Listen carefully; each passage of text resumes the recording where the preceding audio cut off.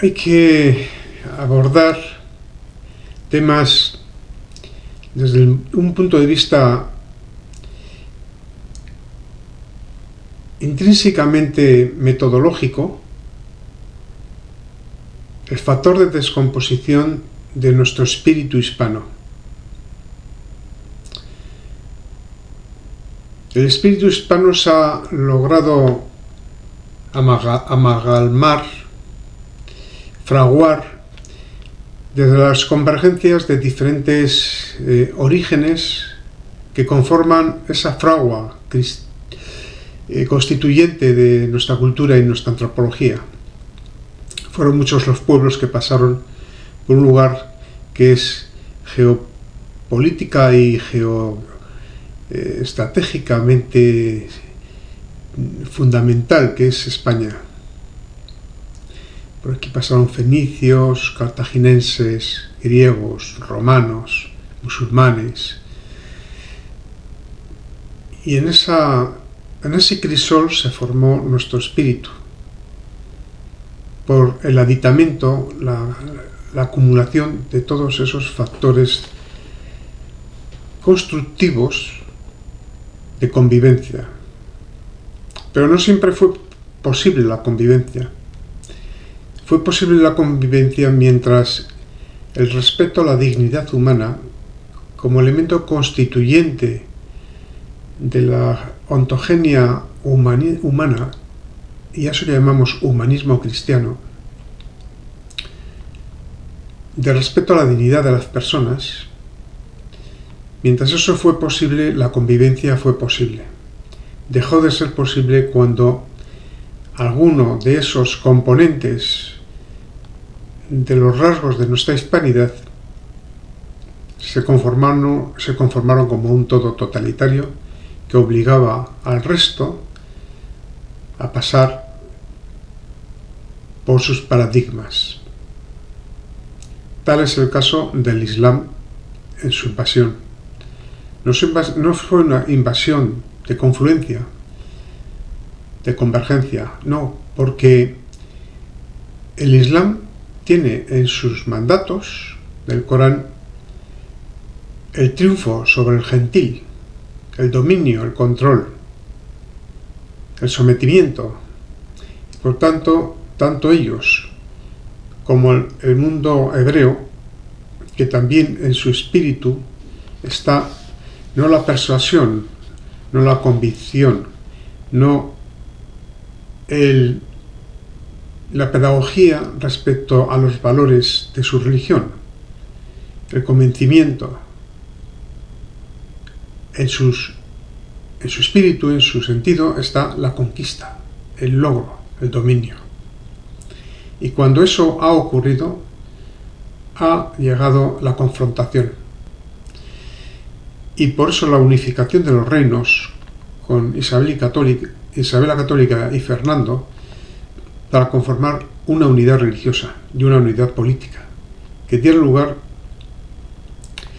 a la continuidad de la hispanidad como concepto, como idea, como unión.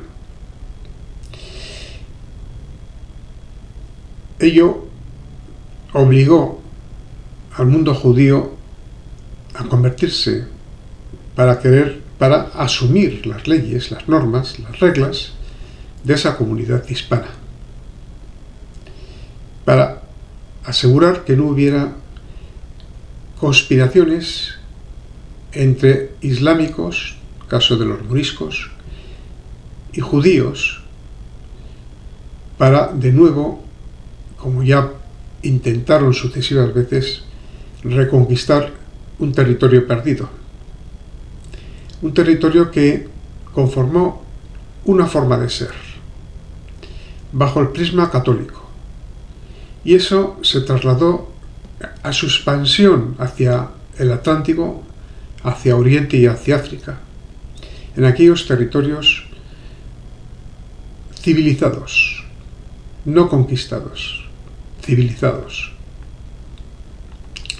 En ese espíritu civilizatorio, eso es la hispanidad. Quitar el elemento católico cristiano del término hispanidad es devaluarla. No es posible converger en una unidad de concepto de lo que es la hispanidad.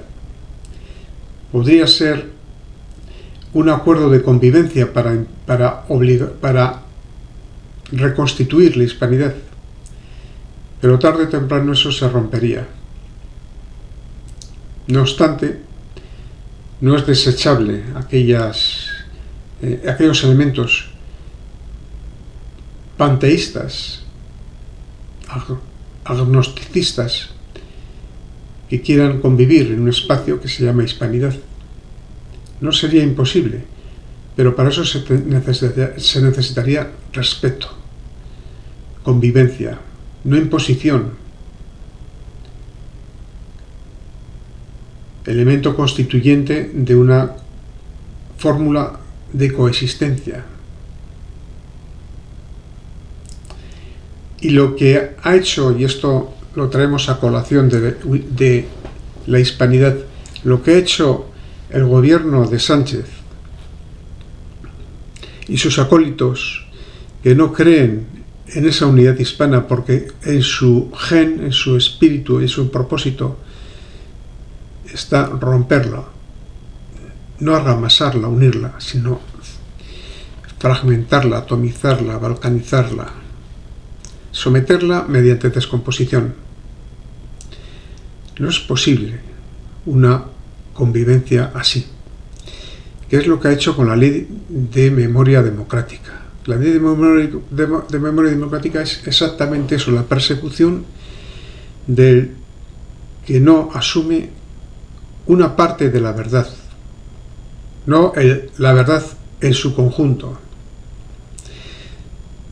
Hablar de Franco, hablar de la guerra civil, hablar de la República, que no sea bajo el prisma de la izquierda o del separatismo, es convertirse en ciudadanos en el ostracismo, amenazados por ser sancionados administrativamente, por el simple hecho de ejercer un derecho constitucional como es el ejercicio del pensamiento, el ejercicio de la indagación historiográfica y científica, el ejercicio de la libertad de cátedra, el ejercicio, en definitiva, de la expresión de una forma diferente o cuando menos contrastable de ver unos hechos históricos.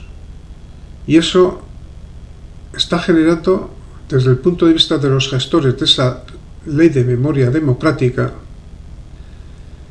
oxímoron en sí mismo, porque eso no puede ser una ley democrática. Eso no es posible introducir ahí el término democrático. ¿Quién define lo que es democracia?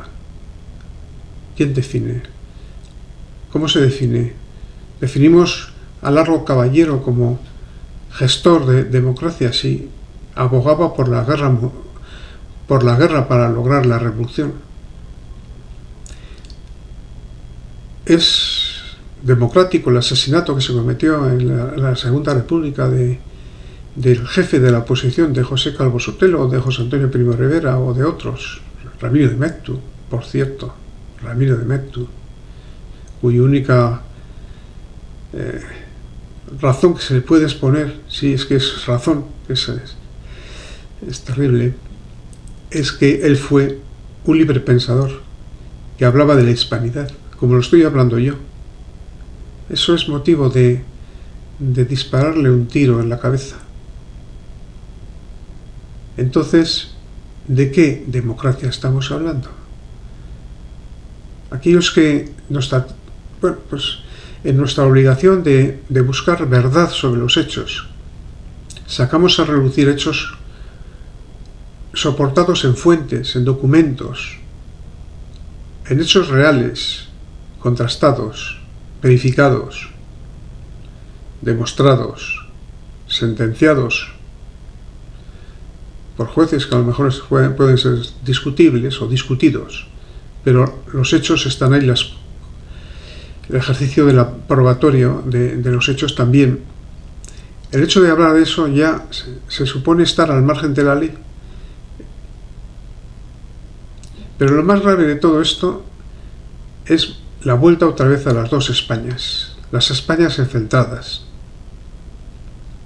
Se había hecho un esfuerzo enorme en la transición en el 78 de lograr crear una convivencia estable bajo una constitución, bajo un pacto de lealtad que no ha sido así, y un pacto de perdón, superando el pasado, superando la guerra civil, superando ese enfrentamiento. El propio sistema de la dictadura, lo que siguió, lo que continuó a la muerte del dictador, tenía como intención última y necesaria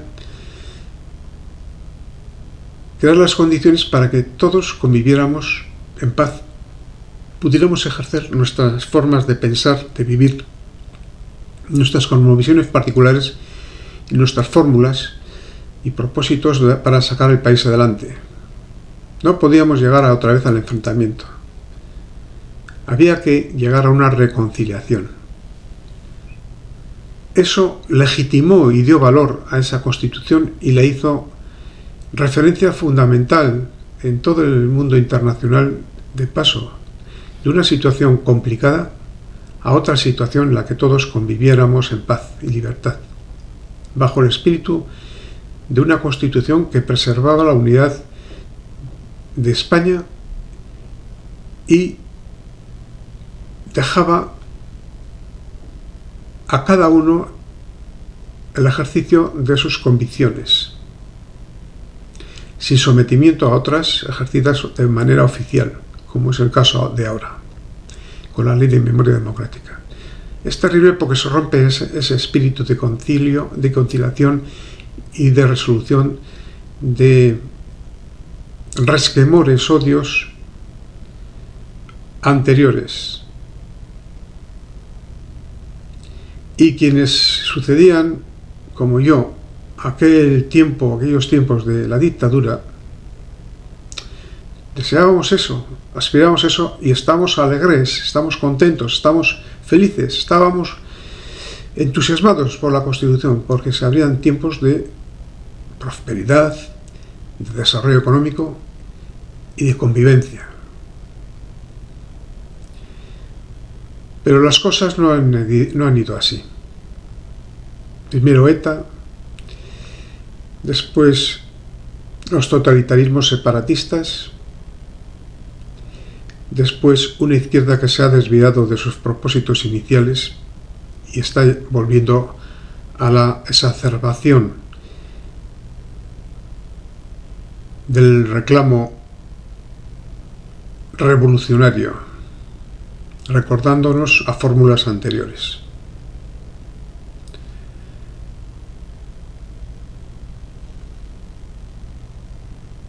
Voy a leer lo que decía Sánchez Albornoz ya en el ocaso de su vida.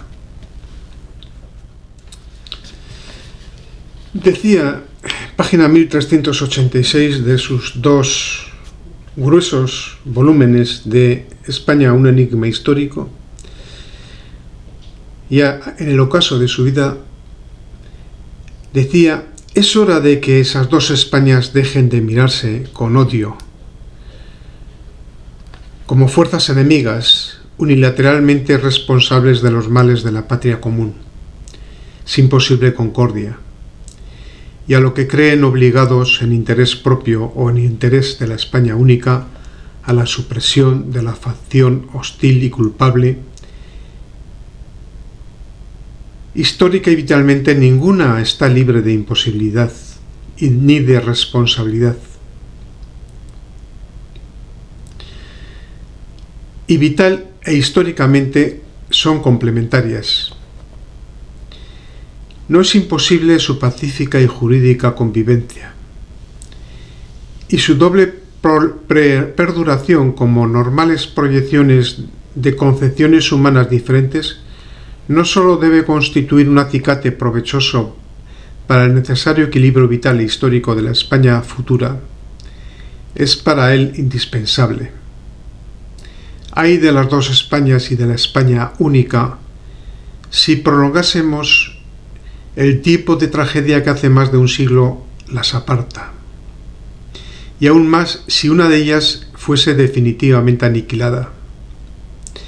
Los pueblos no avanzan en la historia en equilibrio inestable sobre una sola rueda. Cuando no es posible el libre juego de las ideas contrapuestas, al extinguirse la libertad de pensamiento, la comunidad nacional llega a ser a la postre irremediablemente infecunda. Y seguía. Al cabo de los tiempos las abejas vuelven a la colmena. Las naciones de Europa van a unirse en una supuesta comunidad histórica que no será la que soñó España durante los siglos XVI y XVII, y por lo que España se agostó, pero que será al cabo una unidad y que pueda ser mañana una universidad cristiana, pese a todos los obstáculos que hoy padecen hacer irrealizable esa mudanza. Son indiscutibles los caminos de Dios. Los europeizantes, aceptemos el calificativo, y los tradicionalistas, las dos Españas, tenemos desde luego análogos deberes frente a la futura unidad española y europea. Y las múltiples Españas de que hablan sin razón los intelectuales de algunas zonas españolas periféricas, sin razón porque, salvados matices sin relieve, la misma estructura funcional caracteriza a todos los pueblos que viven sobre la piel de toro de España. De la España que va de Lisboa a Barcelona, de Irún a Gibraltar. Esas pretendidas Españas en que nuestra historia como escudo y vanguardia de Europa polarizó temporalmente a los peninsulares, y las dos Españas en las que los han apartado también temporalmente, su desigual postura frente a Europa deben y pueden ser superadas partiendo de esa nueva visión de nuestra historia que postulo, de una visión de nuestro pasado que comience por rechazar toda idea determinista de nuestra vida histórica y toda petrificación de nuestro nacional talante, y que enraíce en las posibilidades de mudanza de nuestra estructura funcional, ni mayores ni menores que las del estilo de vida de cualquier pueblo, de una mudanza que debe contar, eso sí, con la misma singularidad de nuestro tal modo de estar en la vida. Es decir, que Sánchez Albornoz era europeísta. Y es loable el propósito, pero partió de una cierta ingenuidad, creer que esta unidad de Europa se iba a configurar como una potenciación de Occidente, de la Europa cristiana, grecorromana, latina, y que no iban a interferirse elementos foráneos, llámese ahora nuevo orden mundial, y grupos o poderes financieros internacionales que postulan la disolución de Occidente y la conformación de un orden mundial donde la dignidad del ser humano será machacada y desapareceremos del plano de la espiritualidad clásica hacia el materialismo y hacia un orden basado en la desnaturalización del hombre y en la de su sometimiento esclavizante. Por tanto, buenas intenciones de Sánchez Albornoz, que abogaba por la superación del enfrentamiento secular que teníamos entre españoles y que nos impedían avanzar. Cierto es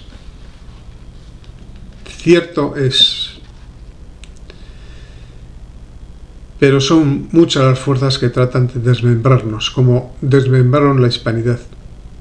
Hay que asumir que la única posibilidad de subsistir es combatiéndolas. Y por fin, y como colofón de este relato de los pensamientos respectivos de Sánchez Albornoz y de Ramiro de Mettu, que no eran convergentes de ideas, pero que sí eran complementarios, y por eso los complemento yo aquí, decía Ramiro de Mettu: pero todos estos aspectos de la crisis de los pueblos hispánicos pueden considerarse como históricos y pasados, aunque continúen influyendo en la realidad presente. Primero, porque el valor de España y de su civilización está siendo reivindicado por todos los historiadores imparciales de alguna perspicacia. Segundo, porque en todo el Occidente está volviendo a recobrar la fe católica la parte más extensa de la grey intelectual, una confesión que satisface a Maritain, así como a un Papini o a un Chesterton o un Max Scheler, no puede ya parecer estrecha a ninguna inteligencia honrada. Tercero, porque los pueblos que fueron hostiles a la tradición de España están pasando por una crisis profunda de las que no sabemos si podrán salir, como no se guíen por principios de autoridad y universalidad análogos a los de nuestra tradición. Y cuarto, porque los estados democráticos nacionales son en todas partes demasiado costosos y han de ser sustituidos por nuevas concepciones del Estado, en que esto deje de ser visto como usufructo nacional para ser considerado como un servicio y un honor, ya que entonces surgirá espontáneamente la federación o confederación de todos los estados hispánicos, aunque fuera preciso reconocer alguna norma y designar a una autoridad para evitar que exploten a sus pueblos. En definitiva, que o somos capaces de recapacitar sobre en qué momento histórico estamos, cómo vivimos, cómo nos están explotando, dominando, subordinando, liquidando nuestros derechos y libertades constitucionales, o somos capaces de resucitar de las brasas que todavía existen de la hispanidad y convertirlo en lumbre, en hoguera, y eso se convierta en una gran unidad, como el fuego se une a sí mismo en energía, con energía llegar a un nuevo espíritu, una nueva forma de vivir, que nos haga felices y prósperos y podamos tener la hondura de pensamiento, la libertad de acción y el sentido de ser. Porque el hombre sin busca de su destino es un hombre muerto en vida.